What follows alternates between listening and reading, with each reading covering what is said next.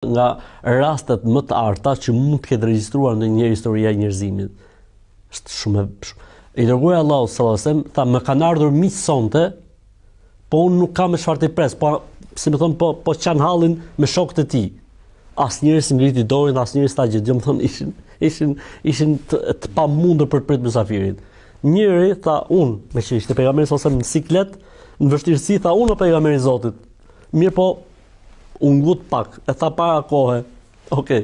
Dhe kur shkon në shtëpi, thot gruas kam marr mysafirin e pejgamberit alayhis salam, se ky e dinte që nuk kishte punë fort mirë në shtëpi. Mirë tha gruaja, po s'kemi gjë, tha vetëm ushqim, tha ushqimin e djalit kemi.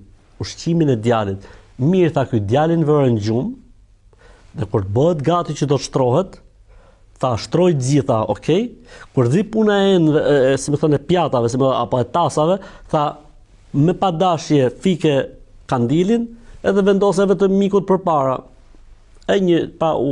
Funksionoi bukur fort mirë skema, kur erdhi momenti miku hëngri, djali ishte në gjumë, këta fletën pa ushqim, se s'kishte për 3, kur çuan mëngjes pejgamberi sa më tha ka qeshur Zoti me atë që bëti u mbrëm. Pra ishte një akt shumë i veçantë dhe shumë i rrallë, domethënë.